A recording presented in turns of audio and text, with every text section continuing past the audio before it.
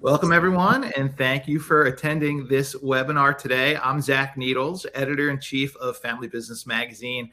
I hope you and your family members are all well. Happy Friday to everybody. Today's webinar is the second in a four-part series of sessions that will take a deep dive into mastering liquidity strategy, from understanding when and why different liquidity options make sense to structuring solutions that fuel both business growth and family office development. But before we get started, some quick housekeeping details. We welcome your questions and especially your thoughts and comments throughout the session. Use the question box to the left of your screen under the video box. We'll go for no more than 30 minutes today and get to as many questions and comments as we possibly can.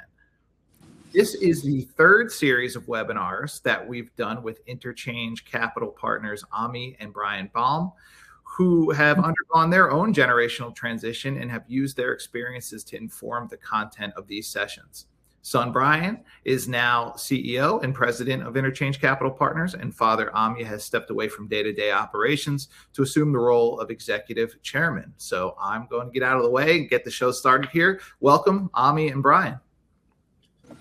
Thanks, Zach. Thank you, Zach. Appreciate it. So for those of you that have not joined us for any of the previous webinars, my name is Brian Baum. I'm the CEO and president of Interchange Capital Partners. We work exclusively with closely held multi-generational family companies before, during, and after a transition of ownership. And as you see on the screen here, we have a very clear process of walking everyone through clarity, understanding, and action. And those are the steps and phases that we take everyone through. Ami, do you want to talk a little bit about our process and why this means so much to us? Yes, it's part of our enterprise control architecture. We're building out a structure and engineering what we've learned and what we know are the inevitable areas that families are going to have challenges as they navigate the four interchanges of themselves, their family, their business, and their ownership. And there's many stakeholders involved, obviously. And the biggest challenge that most people, when we talk to them, they come back to us and say, hey, something just didn't work. And what we ask them is, well, how did you go about approaching what you wanted to do? And most of it landed in the action stage.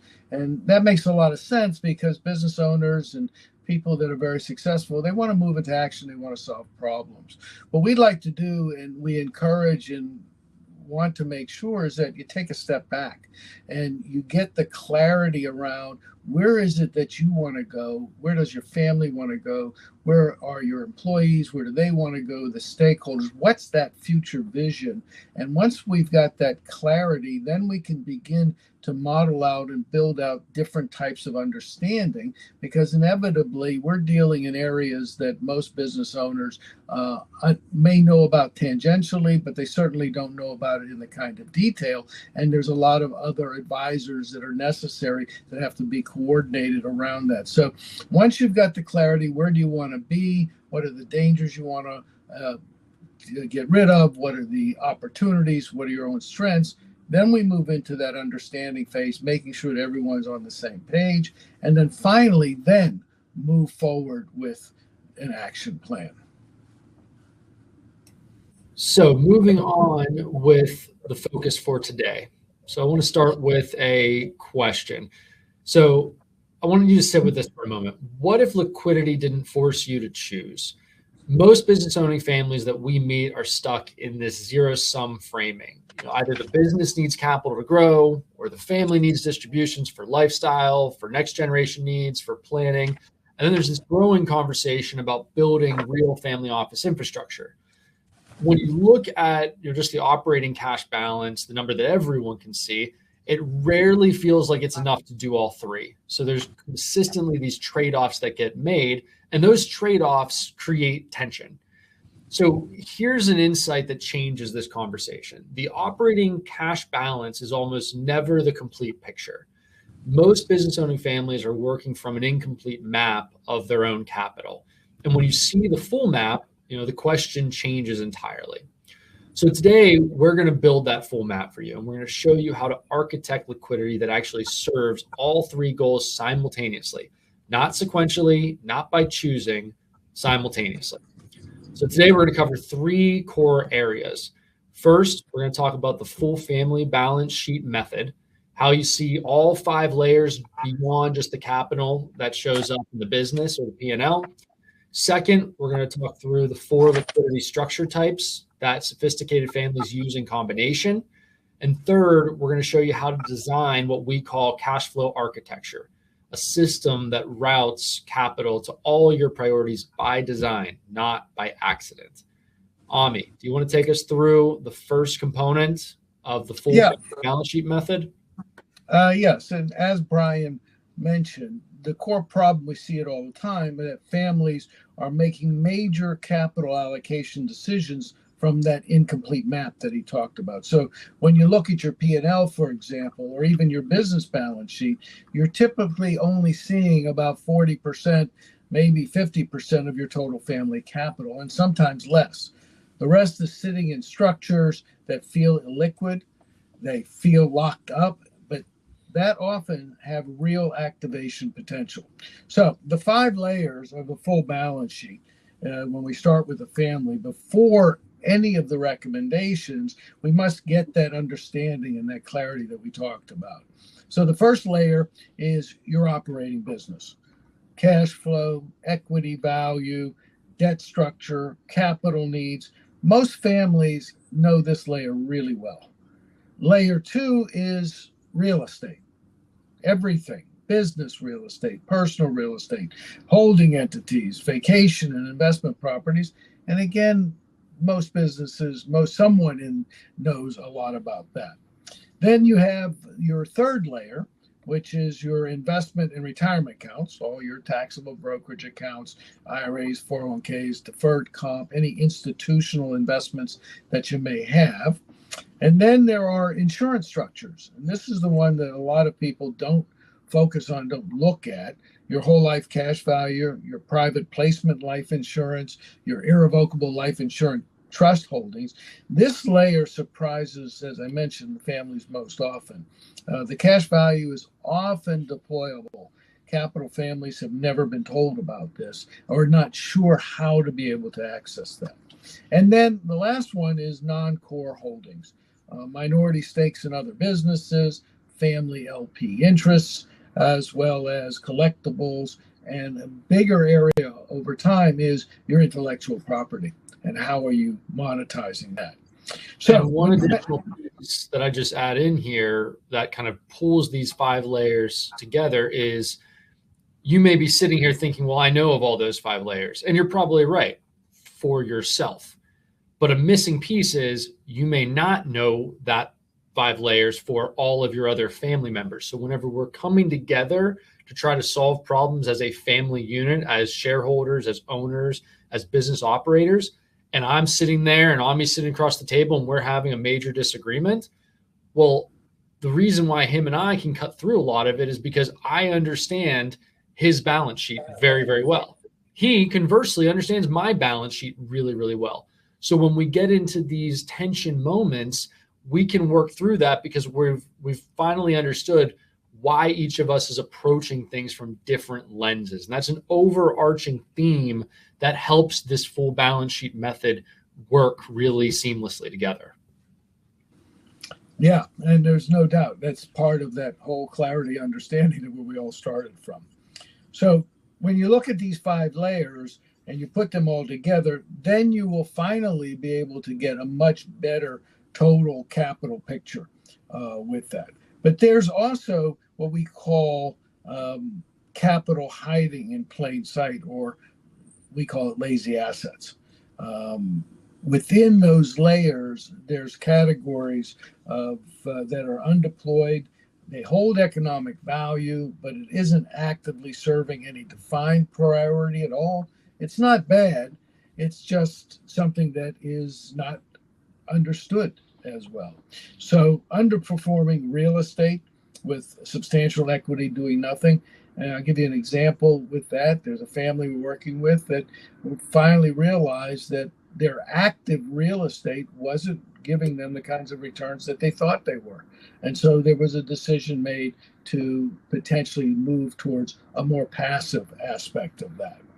Excess cash that sits in operating entities, they're sitting idle. Sometimes they're creating some IRS risk because there's a section called 531. Whole life insurance is a big area, again, cash value accumulating at potentially below market values. And then non-core minority stakes. A lot of families, ourselves included, have minority stakes or inherited interests that have no governance rights and no liquidity path. So these are the lazy assets that we can look at and help you to build out that full balance sheet approach, right? Yeah, just a quick story on lazy assets. We work with a family, and there's a lot of land holdings, and the conversation that always turns to, well, they're going to be worth something in the future. However, he's sunk probably 15, maybe $20 million into these land holdings, and they're doing nothing for him, and they've done nothing for him largely for the past 5 or 6 or 7 years. And you look at the opportunity cost of what that has cost him. If you just simply invested it in just the S&P 500, that would have doubled, if not potentially tripled, in that period of time. Like, that is not only a lazy asset, but now it has also shown a real opportunity to a family. And we find those all over the place. And there's usually reasons why someone won't part with it, but the reason is emotional. It's not logical. And we are there to try to help make sure that we can bridge that gap, because it normally helps to unlock a lot of future opportunities for families.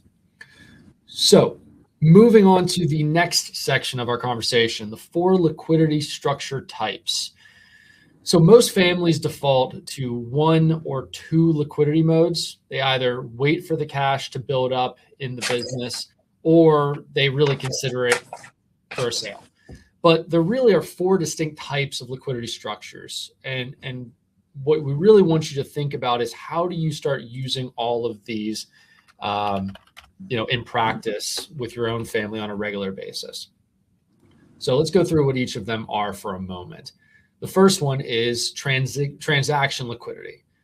This would be monetizing some level of equity. If you do this right, it should be surgical. It shouldn't be drastic. The most common form for a business in growth mode is going to be a minority recapitalization. You sell about 20 to 30%. And that sounds really enticing. However, most people out there that are going to buy a minority ownership, the company has to already be at a certain size or scale. I'd say the minimum that we've seen that occur at is usually around a $50 million value. And that's at a really, really low minimum. Normally it opens up more whenever you're above 100. You still retain all the operational control, but you bring in the capital without giving up the business. You can also do this as an installment sale. There's qualified small business stock exclusions. There's a whole host of ways that you can structure different transaction liquidity. The second type is going to be operational liquidity. I feel like this is the most underused lever in the toolkit. It doesn't require selling anything, but it does require you looking at the family business and putting some debt on the company. And ultimately, it's cash flow driven. How can the cash flow support why we would make these decisions? These are things that would be management fees, IP licensing royalties, intercompany pricing across entities, restructuring owner compensation, working capital acceleration, doing some AR factoring, inventory efficiencies, and really trying to figure out how can we focus on the entity level cash flow mapping. And from some of this, we've seen families add 500 to 1.5 annually in accessible cash flow, simply just by restructuring how the earnings flow through the organization. The third type is going to be balance sheet liquidity. So balance sheet liquidity means strategic borrowing against assets you already own without triggering a taxable event. You can think of this like securities-backed lending with a marketable portfolio, real estate lines of credit, policy loans against whole life.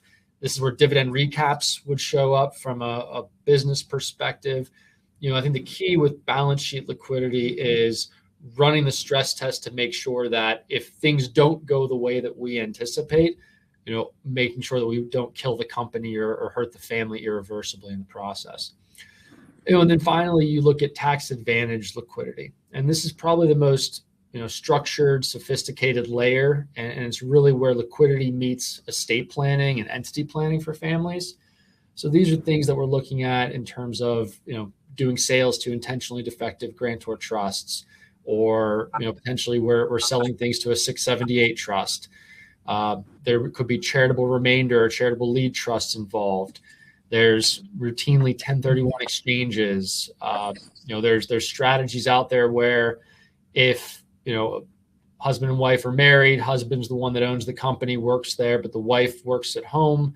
Maybe she becomes a real estate professional and there's now a real estate asset that she's actively managing. The nuance there is that the depreciation from it can actually offset all of the active income that comes in from the operating business. So it gets really unique and technical in this area, but there are a lot of opportunities once you start opening it up a little bit. I think one of the cleanest examples that I can give is actually, a client that we've recently worked with over the past couple of years. It came to us with a really, really complicated structure. There was a lot of cash flow being generated from the business on a regular basis. There was a unique agreement that he had with his business partners from an equity perspective. And what we designed is we designed a management company that he pulled out most of the compensation into that entity. And then we have it owned by a GST exempt grantor trust. And then we have that grantor trust own the investment, holding company for the family. Now, what we've done here is we've kind of structured this allocation so that when funds come out, we know that we have to earmark a certain amount for a real estate strategy. And that typically takes care of wiping out all of the tax that would have been owed from us pulling the money out of the company in the first place. And that really kind of blends across, cash flow, liquidity, operational, balance sheet. It really, covers all facets of it. And I think that's a really unique structure that, he's put in place and we've worked on for some others. So moving forward to the next subject matter, how do we pull this all together? So how do we make sure that this all happens simultaneously, not sequentially? Ami, you want to kick us off here? Yeah, here's the shift that we really want to leave you with. The best liquidity strategy isn't the one that picks the single best structure. It's the one that architects to serve all your goals simultaneously. That requires that full balance sheet that we talk about. So the cash flow architecture is at the center of that. It's a system, not a series of ad hoc decisions. At the core, it's a coordination point. Somewhere it has to be coordinated. It's typically at the family LLC or holding company that receives the capital from the operating business, real estate, investment accounts. From there, the money flows through three defined swim lanes. Swim lane one is business reinvestment, defined capital budget for growth. Swim lane two is family distributions, annual distribution policies that everyone understands and has bought into, and even before the events take place. And then swim lane three is a family office infrastructure, built-in budgets, not left over. And again, these are not ad hoc decisions that are made in tense family meetings, because inevitably, if we don't go back to the beginning where we have clarity, understanding, and action, these things come up at the worst possible times. And it's really about architecting this approach rather than just following, the standard approach that people have, which is when a problem shows up, or now, for example, there's a family, that we're potentially going to work with, we're not sure yet, that is still trying to solve a single problem and not recognizing that with two children out of the business, one child in, a wife who's a little bit concerned, then some stakeholders in the business that are a little bit concerned, all of the stuff that we talked about, if that work isn't done to get everybody aligned, and if there isn't an architecture around all of this, it's going to fracture. And we know it because we've seen it. Some of you on this call have already gone down these roads and found things that have fractured. Oh my God, why didn't we take care of this beforehand? Why did we wait? Part of it was because we didn't include everyone, but the other part of it was that all your advisors weren't sitting around talking to each other either. And there was different information that was coming from both sides of that. So, Brian? Yeah, and just to kind of put an example to all of this, a real life example, and I hope it's okay that I share one about you and I, since we're actively working on this category ourselves. It always seems that my dirty laundry gets in these webinars. It's me too. Feel free. Go ahead. Ami and I, we eat our own cooking a lot of the time. And, one of the things that him and I have been having this conversation on is one of liquidity. It shouldn't come as a surprise. Ami is, working towards, becoming chairman of the board. He's executive chair right now. And there's this constant question of, okay, Brian, we've been hiring all these people. We've been growing. Everyone else seems to be getting paid more. When do I? And I turn to him and say, look, that's a great question. And I would love to ask that question for myself too. So as we're mapping out our own cash flow architecture, we have all the same challenges. Business needs a certain amount of capital to be able to continue to grow and sustain and build the long-term enterprise value that both of us have this vision for. And yet from a family side, there is a desire to generate some liquidity as well. So what we're looking at now is there ways that we can generate liquidity for shareholders today, still be able to grow and potentially even accelerate growth into the future because of how we structure that? And then does that calm down the liquidity demand from shareholders to give us the time to focus on the operations that we need to continue to build and grow the enterprise for ourselves and for our employees, and to be able to continue to deliver to clients? And whenever I tell that story, that should probably sound pretty familiar because I've heard that story from a number of families that we've talked about. There's always the nuances, but that story of I've got all these competing demands. How can I set the stage to be able to accomplish each of them? And when I accomplish one, it actually domino effects into all of the others as well. And I think one thing that I will leave you with from a key takeaways as we wrap up here. Takeaway number one that I want everyone to just think about and really challenge yourself if you don't believe me on this, but we firmly believe you're managing everything from an incomplete map. Maybe you have your map completed, but if you don't know your siblings or your cousins or the other people, then I would submit you don't know the full map, because what they're looking at is going to cause tension with anytime you have to strategize something together. So that full family balance sheet layer, I'm almost certain there's probably going to be another 30 to 50% more that you have, and especially if you start focusing on getting rid of those lazy assets. Takeaway two, there are 4 different liquidity levers. There's not just one: transactional, operational, balance sheet, and tax advantage structures. They each serve different goals and timelines, and there is a way to structure all 4 in combination to have them work optimally for each other. And takeaway 3, the best liquidity strategy doesn't choose between priorities. It designs it to serve all of them simultaneously. And I think that's really different, because I feel like we've been taught that, well, if I want to do this, then I have to give up this. The reality is, I think you need to reframe your mindset and say, okay, well, what does it look like if I could do all 3 at the same time? And how would I design that? And that starts to get that cash flow architecture system into place, but it also starts to build it in a way that's sustainable. Closing notes: you cannot optimize what you haven't mapped. Families we've worked with who go through this exercise, who build the full picture for the first time, almost always discover between, I'm making these numbers up, but it's somewhere between 2 to 10 times what they expected whenever they started working with us. And that's usually enough to change the conversation entirely. Any closing thoughts before we see if Zach's got some questions? Yeah, let's. I really don't. It is. I will tell you, since Brian brought it up, it's challenging.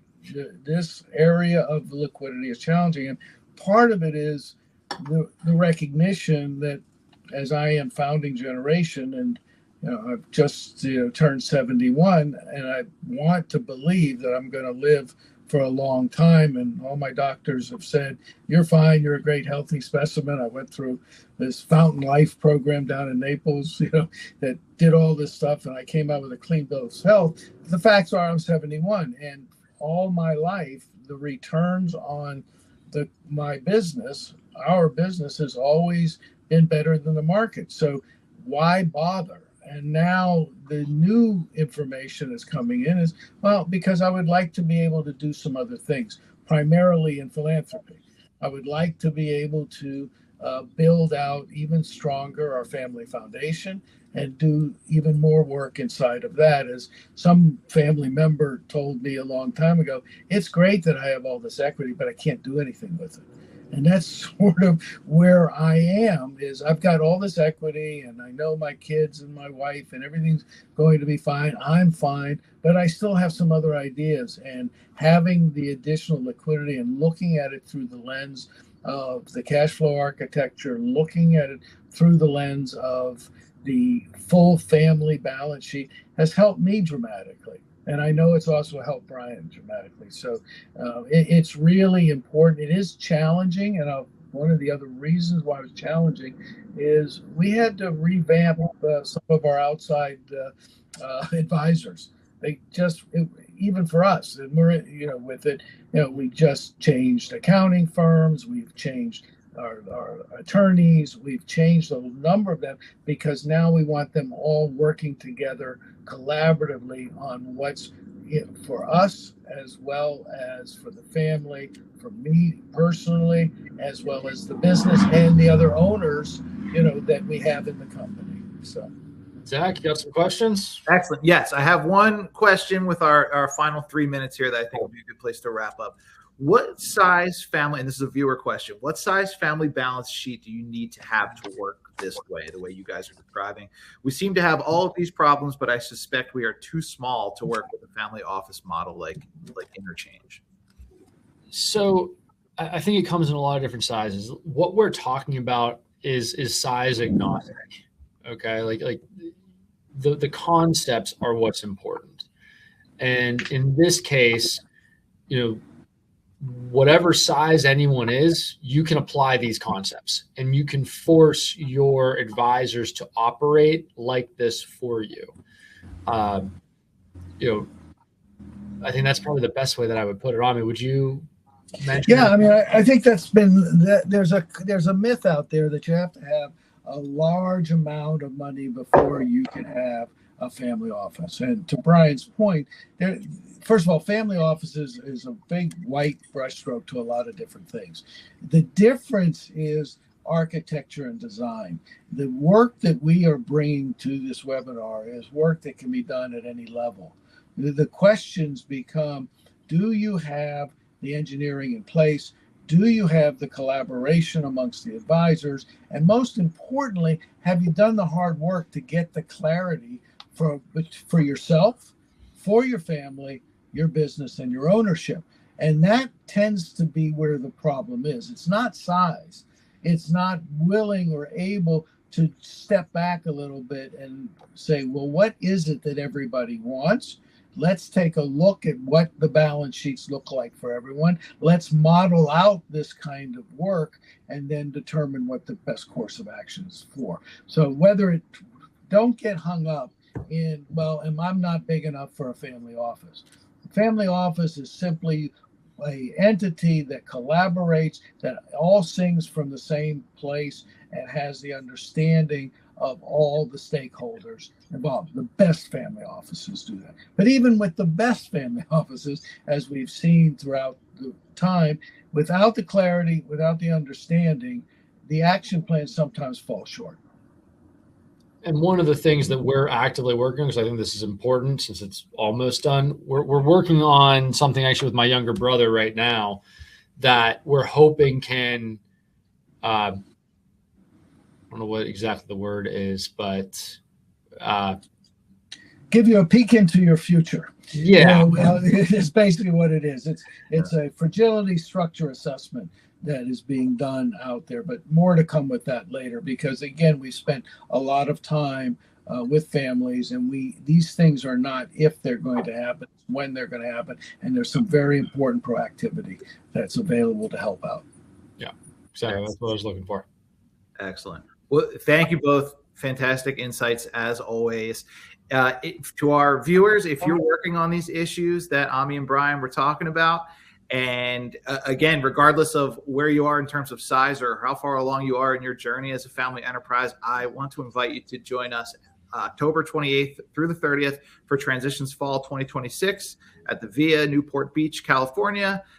Brian Baum and his colleagues from Interchange Capital Partners will be there. You will scan the QR code on this slide to learn more and register. I hope we'll see you and your colleagues and your family there. And I wish all of you a great rest of your day. Happy Friday. Have a great weekend. And we'll talk to you soon. Thank you.